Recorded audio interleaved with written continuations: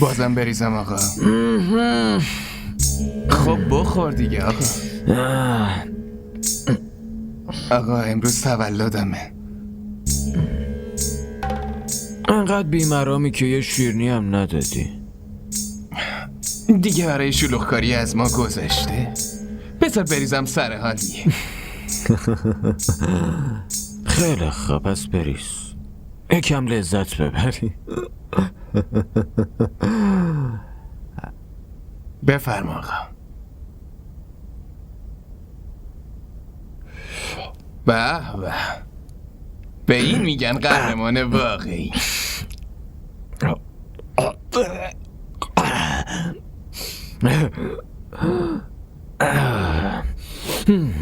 راستی آقا جهان، یه چیزی رو نفهمیدم. چیا؟ انتقام خون آقا اورونگ فقط همین قد بود که خواهرشو به خونتون بیارین؟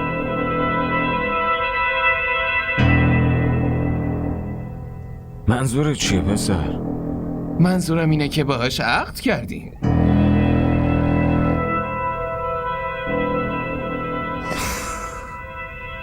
خیلی عوضی هستی. باید انتقام بگیرم. خیلی خوب. باید انتقام بگیرم.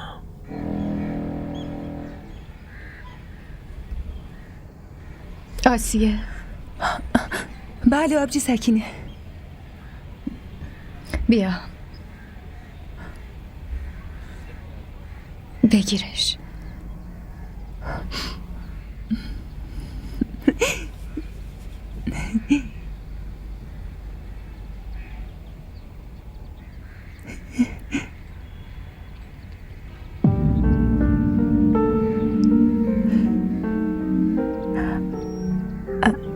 اما آبجی سکینه، من اینا رو برای کی بپوشم؟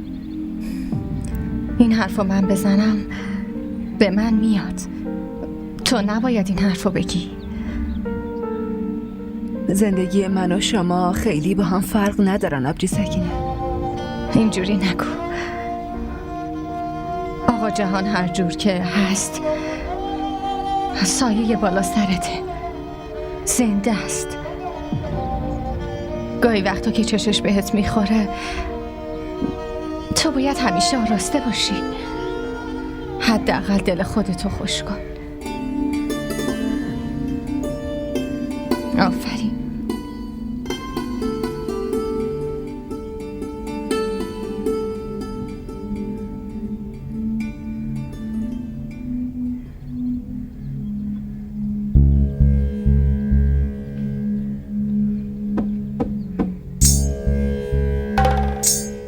این در رو باز کن. اومدم انتقام خون داداشم رو بگیرم. بازش کن.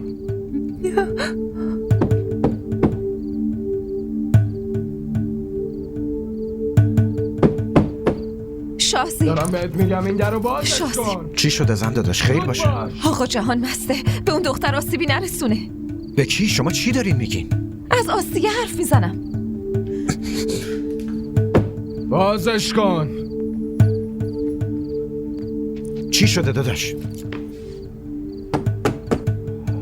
باید باهاش حرف بزنم. چه حرفی میخواین بزنین؟ داداش این چطور جرأت کرده که اورونگ ما رو بکشه آخه؟ درو بازش کن. یالا باز کن. شما یه کاری بکنین بریم توی اتاق، من باهاش حرف تو بزنم. با این حرف میزنی؟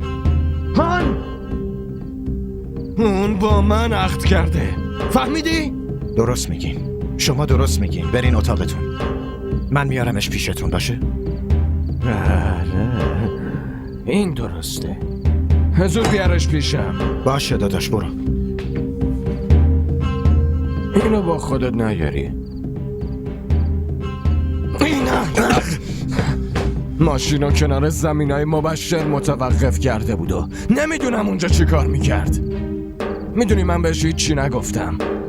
ازم بپرس چرا؟ چرا داداش؟ به خاطر اینکه هر وقت به این احمق میگم میزنه زیر گریه و اعصاب منو خورد میکنه. لعنت، نمیدونم باید چیکار کنم.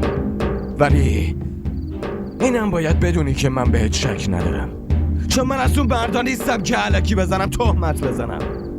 فهمیدی؟ ازش بپرس، یالا ازش بپرس. ازش بپرس که چرا ماشین رو کنار زمینای مبشر پارک کرده بود. من ازش میپرسم داداش. شما برین اتاقتون لطفا. برین. اول باید به حساب این برسم. میفهمی؟ درو باز کن، بازش کن، باز کن. بهتون گفتم بیارمش. داداش جان، برگرد توی اتاقت، خودم میارمش. میاری مگه نه؟ آره آره. خیلی خوب، میرم. تو خودت اینو بیارش. صداش میزنم. ماشینو چرا اونجا پارک کردی بی غیرت؟ صداش بزن دیگه.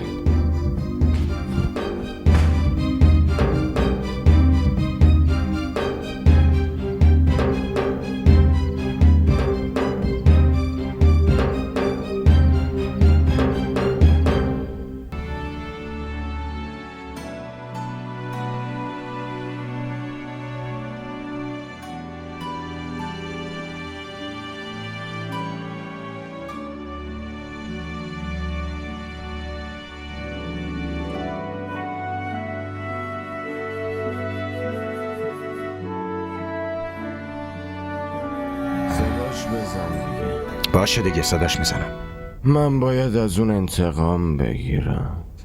شما فعلا بخوابین، فردا ازش انتقام بگیرین. نه خیر، داداشا اون اورنگ ما رو کشته.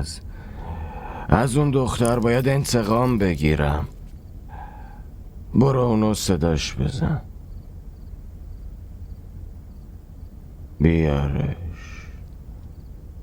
اونو بیار اینجا، باید انتقام بگیرم.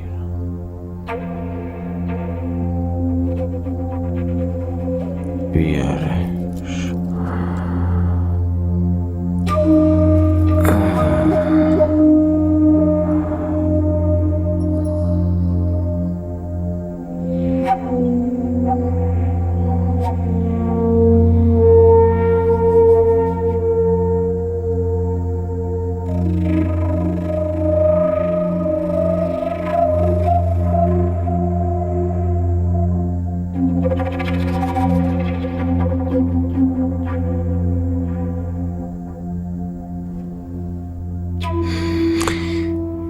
اگه اینو خودت درست کردی خودت بهم بده.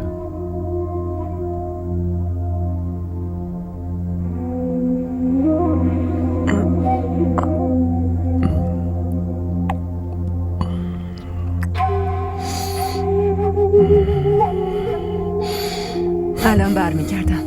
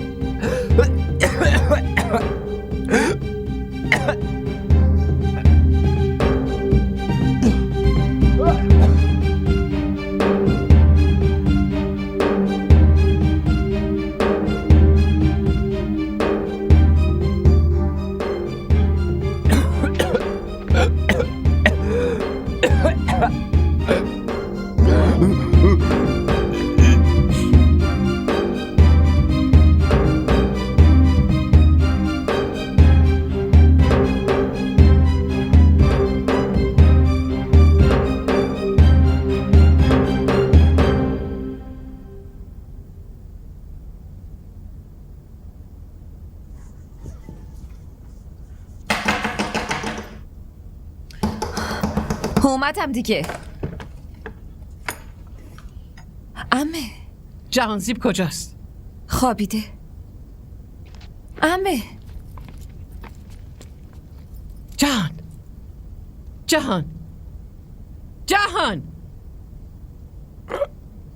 جانم بیبی. بخواب پسرم، بخواب.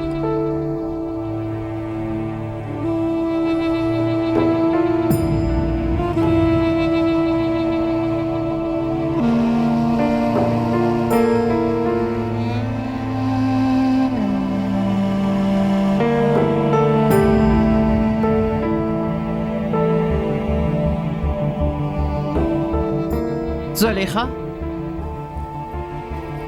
بله عمه. خودت غذای جهانه براش میاری، به کسی دیگه این نسپاری. چشم عمه.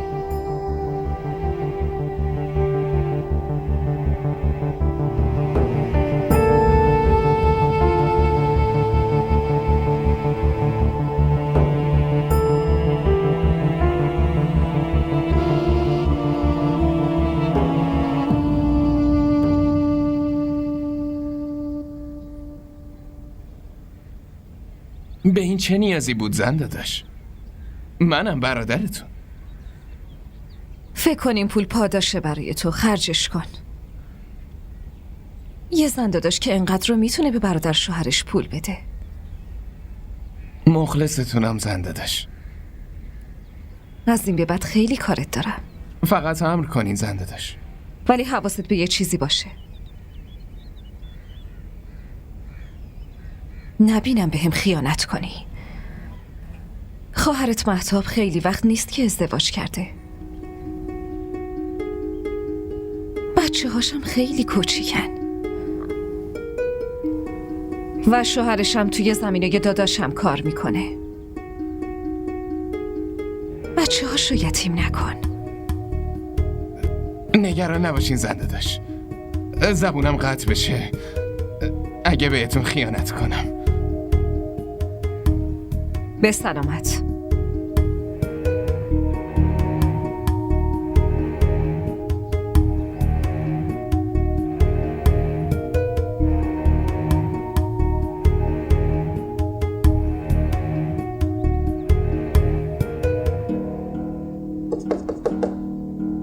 بفرمایید.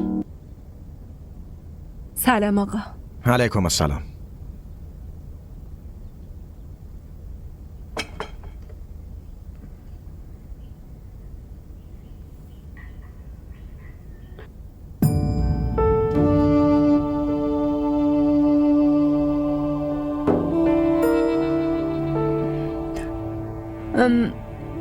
آقا اومده بودم ازتون تشکر کنم. تشکر؟ واسه چی؟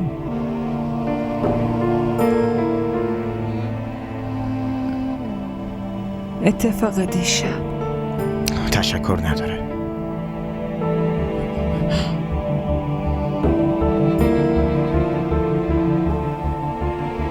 میتونم برم؟ میتونی بری.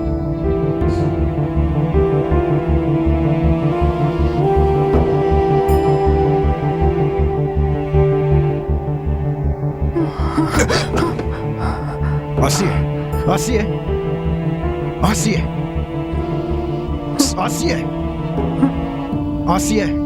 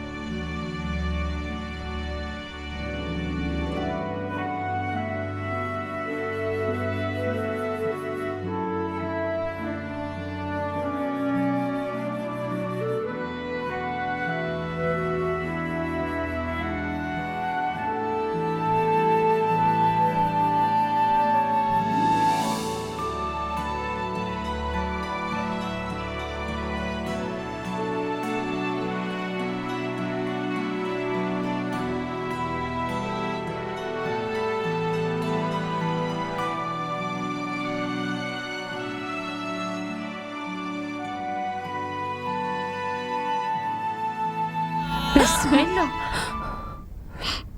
تو چت شده دختر؟ چی کار میکنی؟ هیچی. بدو. بیبی داره صدا میزنه.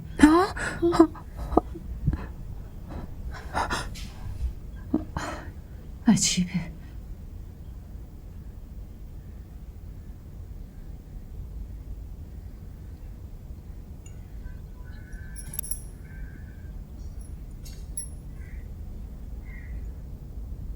بالاخره بیدار شدی عزیزم.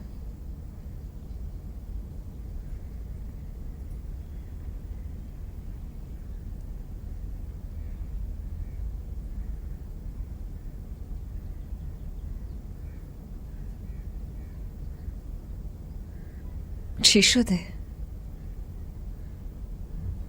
اصلا به من نگاه نمی کنی.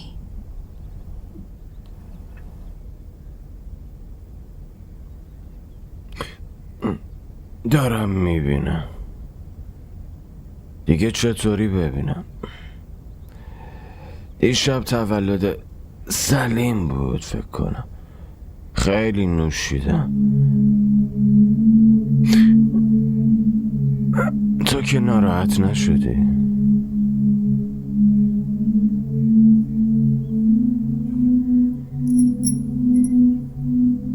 راستشو بگم،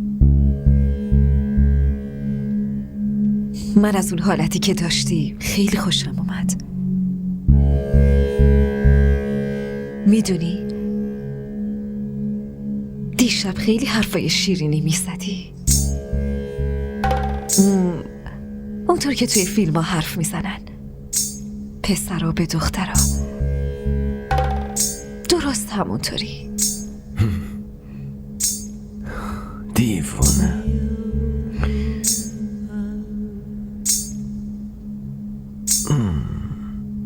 ماساژ بده.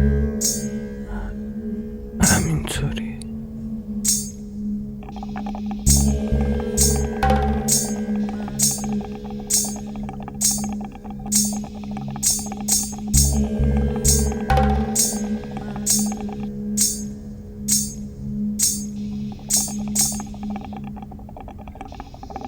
سلام بیبی. سلام کن. سلام آقا.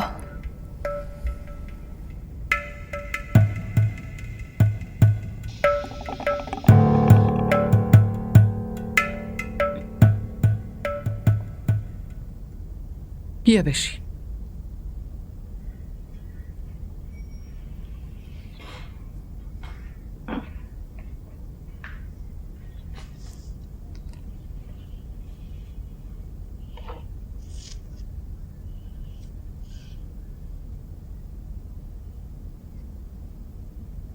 واسه دادن این صدات کردم.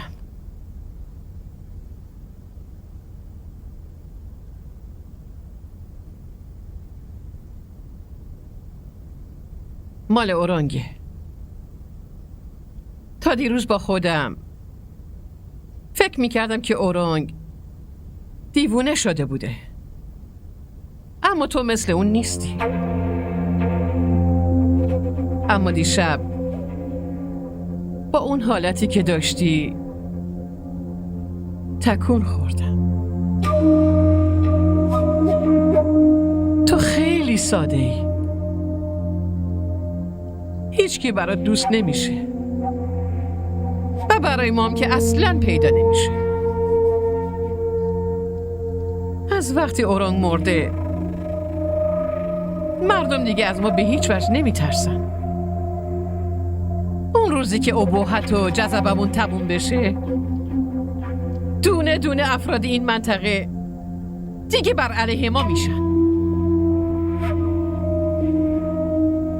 این خیلی تصمیم سختی برام بود پسرم. میفهمی مگه نه؟ میفهمم بیبی.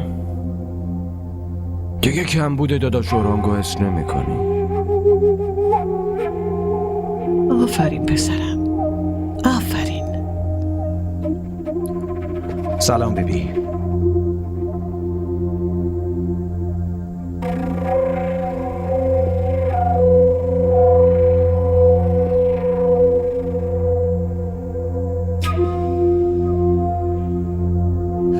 حالت چطوره داداش؟ من خوبم. مگه چم شده؟ دیشب که طور دیگه ای بودی. صحیح چیه؟ غلط چیه؟ هیچ کدومو نمیدونستی. دیگه اونقدر هم بی‌حواس نبودم آخه. همه چی رو یادم میاد. پس شما عمدن اون کارا رو انجام دادین. این که بیشتر نگران کننده است.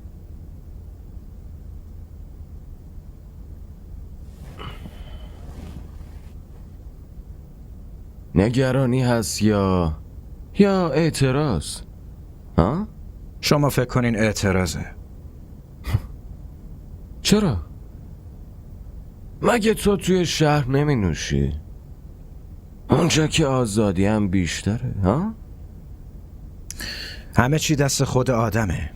محیط تأثیر نداره. آدم خودش تغییر رو انتخاب میکنه و من همچین انتخابی ندارم. برای من بزرگی نکن.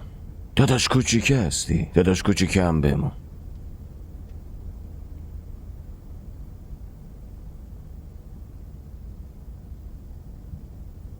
فقط اومدم اینو بهتون بگم. هر کاری که دلتون میخواد انجام بدین، اما بیرون از خونه این کارا رو بکنین. همه این منطقه مال ماست، اما این رفتارا، اونم تو این خونه، اینجا زن هست. اول اینکه من بهت گفتم در حالت مستی این کارو نکردم. من میدونستم که چه کاری رو باید انجام بدم یا چه کاری رو انجام ندم عزیز من. و اینو هم میدونم که این کارا رو به گفته کی داری انجام میدی تو. میفهمی؟ هرچی میخواست بشه شد دیگه.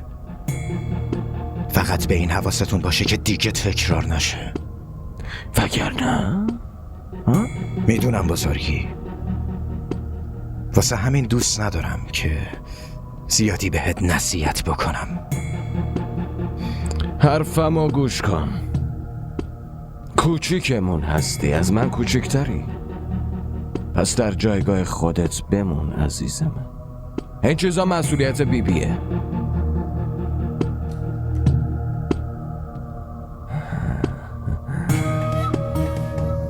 الانم نوبت منه.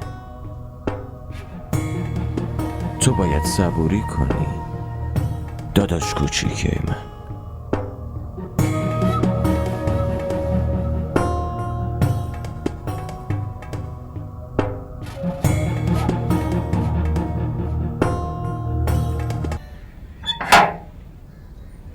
سلام علیکم. علیک السلام. آقا رشاد؟ بله. شاهزیب مزاری؟ با اجازتون اسمم همونیه که بهتون گفتم. خب بفرمایید. میتونم بیام داخل بشینم و حرف بزنیم؟ بفرمایید. ممنون.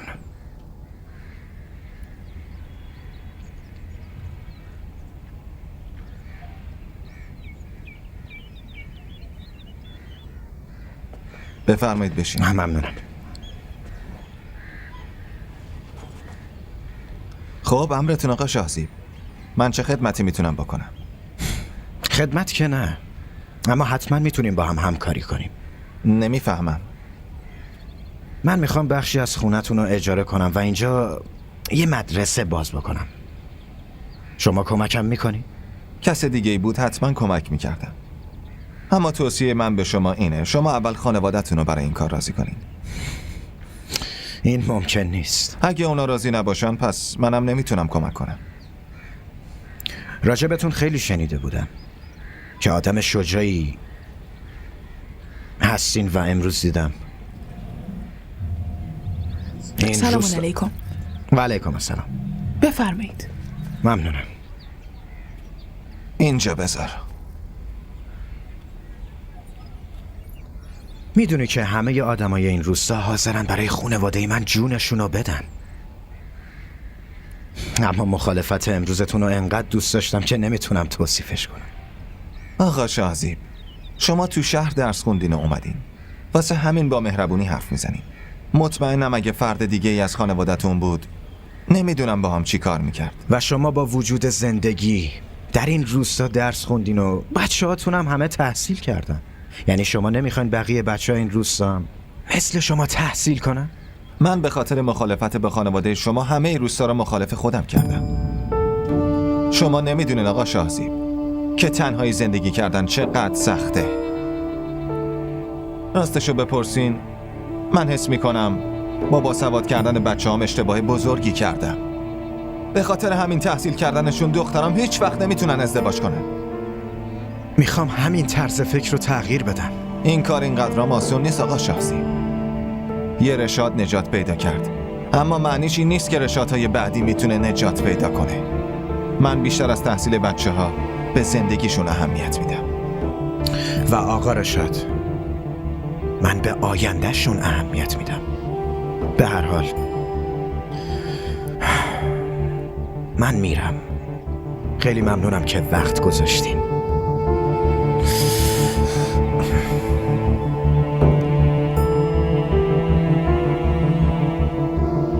مردم روستا حاضر میشن بچه هاشون اینجا بفرستن؟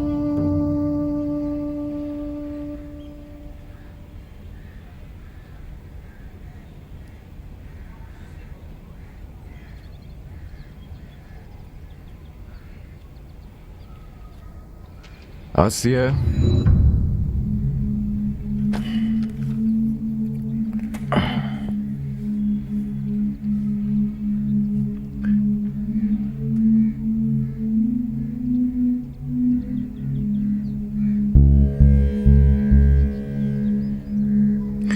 به من نگاه کن.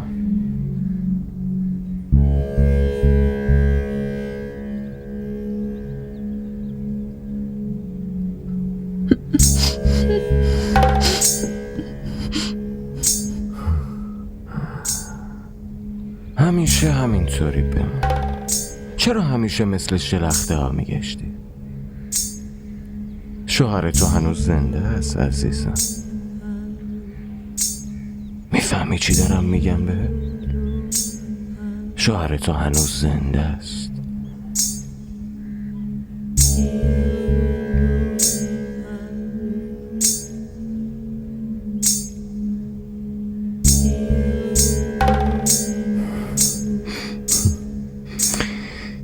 تا حالا کسی بهت گفته بود که این رنگ خیلی به تو میاد عزیزم؟ حس میکنم برای خودت ساخته شده.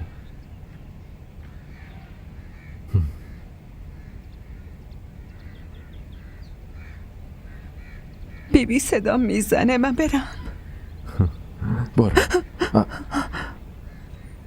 اما وقتی صدات میزنم بیا پیش خودم.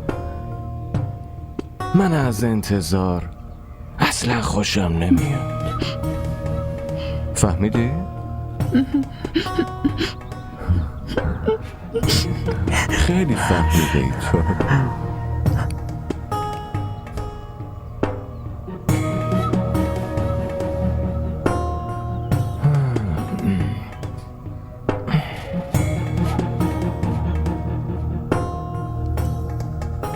چه خبرته؟ آرومتر ماساژ بده، مثل اونایی که حرفه‌ای ماساژ میدن. چشم خانم. زود باش. زلیخا خانم، آب میوه‌تون. بذارش. گوش کن. بله. این لباسو کی بهت داده؟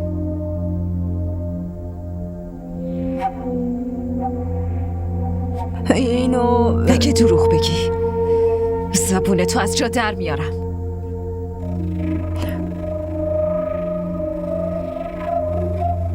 آبجی سکینه.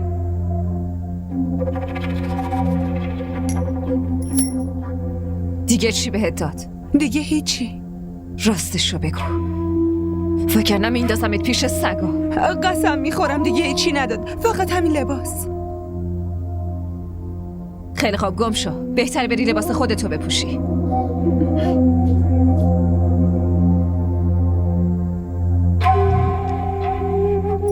چرا من از این خبر نداشتم؟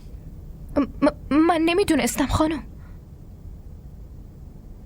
مگه از فضولیات فرصتی هم پیدا میکنی که بدونی؟ قسم میخورم خانم، بعد از اون روز دیگه ندیدمش. سکینه به آسیه لباس هدیه داده. این چیز کوچیکی نیست. دقیقاً. این کار بیوه مقتول با خواهر قاتل خوب جور شده. این موضوع کوچیکی نیست.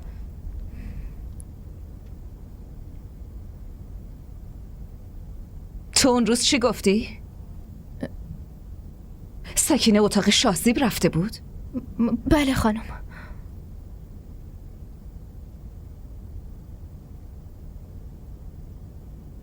تنور فعلا سرده، باید داغش کنم تا خوب بچسبه. اما خانم یادم میاد شما گفته بودین که آبجی سکینه شاهزیب و پسر خودش میدونه. میدونه، اما پسرش نیست. شرایط خیلی زود تغییر میکنه.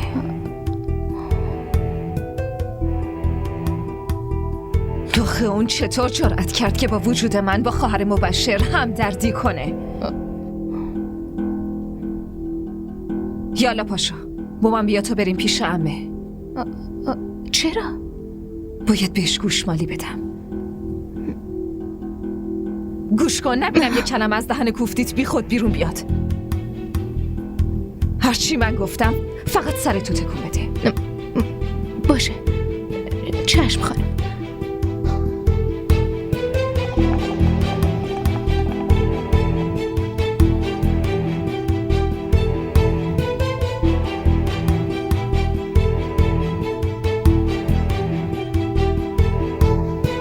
بزن زلیخا، چرا وسط حرف زدنت ساکت شدی؟ آخه این حرف یه جوریه که برای گفتنش خجالت میکشم. این چه حرفیه که تو برای گفتنش خجالت میکشی؟ عمه، من اونقدرام بی حیا نیستم. باشه، حرف بزن، حرفو نپیچون.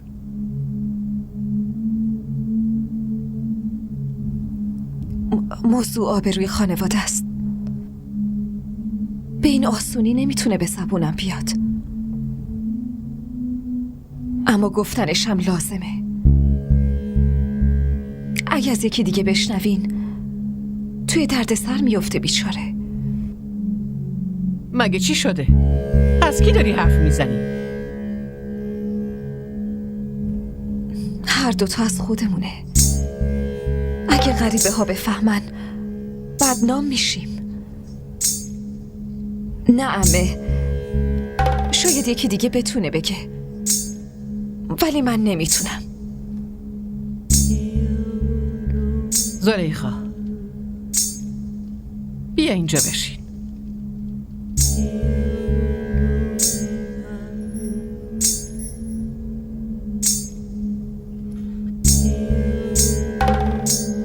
حالا اگه حرف نزنی پس فکر میکنم که داشتی تهمت میزدی. میدونم عمه، برادر شوهر مثل برادره، اما وقتی شوهر زنده نباشه پس زن باید خودش مراقب باشه. اینجوری نیست که به سکینه تهمت بزنم، اما زن توی تاریکی شب حتی که برای گرفتن تسبیح هم به اتاق نامحرم بره، مردم حرف در میارن، مگه نه عمه؟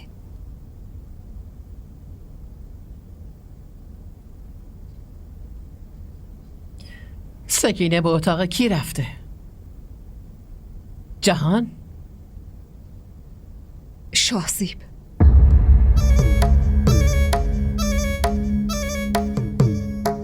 کوثر با چشمای خودش دیده. چرا حرف نمیزنی؟ به عمه بگو. آره خانم.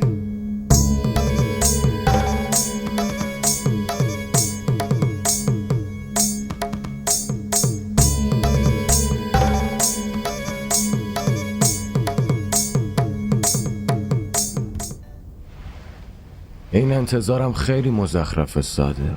بله آقا، اما چاره نیست، باید تحملش کرد. سلام آقا.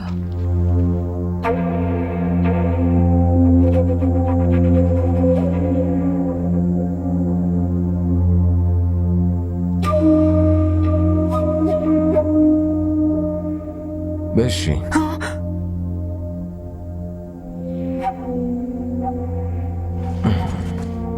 گفتم بشین. اونجا نه، اینجا بشین. گفتم اینجا بشین.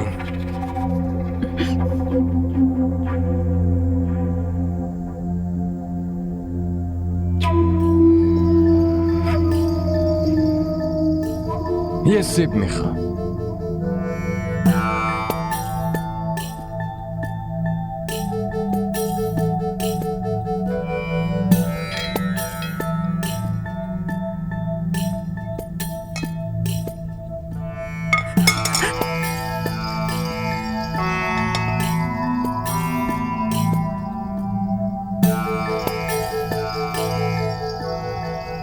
اینجوری نه، اینجوری قاچ کن. اینجوری نگاه کن. اینطوری قاچ کن. اینطوری.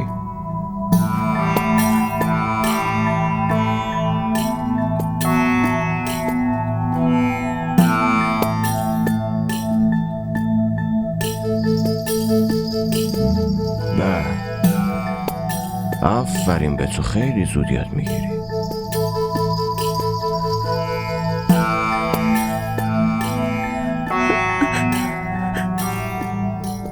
ساده به نظر میرسه، اما دختر فهمیده.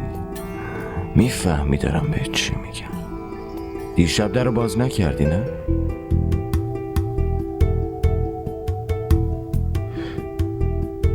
ازت پرسیدم که دیشب در رو باز نکردی؟ ها؟ خیلی ترسیده بودم.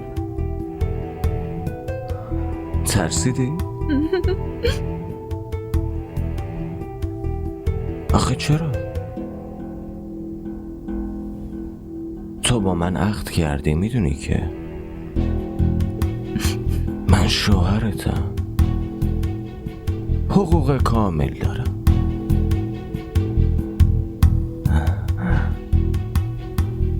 نباید با هم اینطوری باشی آخه.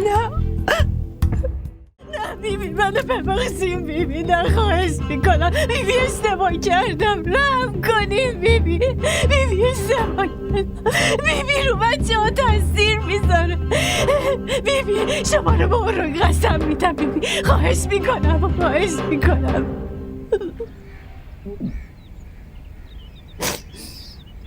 زلیخا، هرچی شما بگینمه.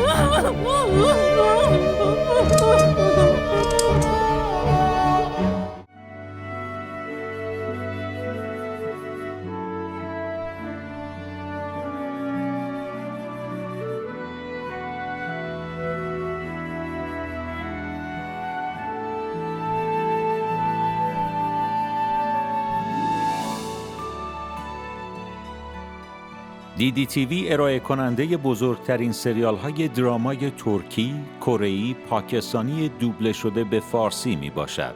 لطفاً سابسکرایب کنید و عضوی از خانواده ما شوید.